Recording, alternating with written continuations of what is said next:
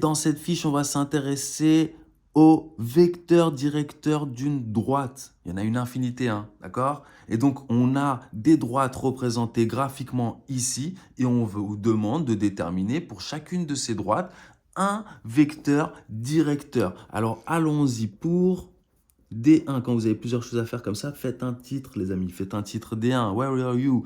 D1 est là. Vous devez faire quoi? Méthode, choisir 2 points A et B sur la droite. Ok, je vais prendre 2 points. Alors, petit conseil, prenez-les sur des nœuds. Regardez par exemple, ici, j'ai un point qui est positionné sur un nœud. Un nœud, c'est-à-dire sur le quadrillage à coordonnées entières. Et ensuite, vous allez chercher un autre point ici quelque part.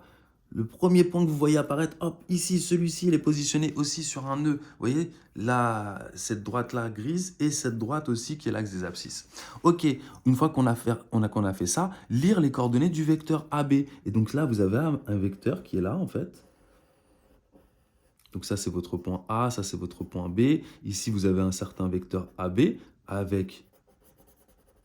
Là, vous tracez la flèche et vous lisez les coordonnées, mais ça, vous savez faire. Comment on lit les coordonnées d'un vecteur? C'est facile. On regarde ici le déplacement horizontal. 1, 2, 3 carreaux vers la gauche. Donc, on écrit -3 pour l'abscisse. Et on monte d'un carreau, donc 1. Ok, je vous mets le lien là, ici, pour apprendre à lire les coordonnées d'un vecteur graphiquement qu'on a déjà fait dans une précédente fiche. Ok, donc ça est un vecteur directeur. Voilà, merci, au revoir, happy day. Pour D2, alors juste une petite précision précédemment. Vous auriez pu passer de ce côté-là, votre flèche aurait pu être dans l'autre sens. Pas de souci, vous auriez obtenu 3-1, mais 3-1 est aussi un vecteur directeur de cette droite. Pourquoi? Parce que ce sont des vecteurs collinaires à ce vecteur-là. Tout vecteur collinaire à ce vecteur-là est un vecteur directeur de la droite D1. Pour D2, D2 est là, ici. Pareil, je prends 2 points, regardez, je prends celui-ci et celui-ci. J'aurais pu les prendre proches les uns des autres, mais c'est pas grave. Hop, j'ai ma flèche ici.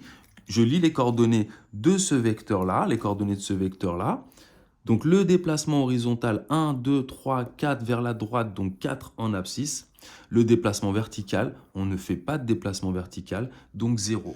Tout simplement. Pour D3, pareil, je vous rappelle que les droites verticales ont un vecteur directeur, mais n'ont pas de coefficient directeur. Donc vous voyez que ça montre déjà un petit avantage de travailler avec des vecteurs directeurs et des équations cartésiennes plutôt que des équations réduites. Je prends 2 points sur cette droite. Hop, je crée un vecteur. Regardez, pour m'amuser, vous auriez mis la flèche là. Bah moi, je veux mettre la flèche là. Mais ça ne change rien en fait. J'ai juste trouvé un vecteur qui est collinaire à celui que vous auriez choisi. Je lis les coordonnées. Ici, je pars de ce point pour arriver à là. Je n'ai pas de déplacement horizontal, donc 0 en abscisse. Je me déplace de 4 carreaux vers le bas. 1, 2, 3, 4, moins 4. Bon, je ne sais pas pourquoi à chaque fois je prends des vecteurs qui ont une longueur de 4. Comme là, j'aurais pu prendre plus court. Mais bon, tant pis. Maintenant, regardez pour D4. D4, let's go. D4, D4, D4, D4. Là, ici, je prends 2 points. Regardez, je prends... Où sont les points là? Il y en a un. Et celui-ci. Voilà. Regardez, je prends ce vecteur-là. Hop.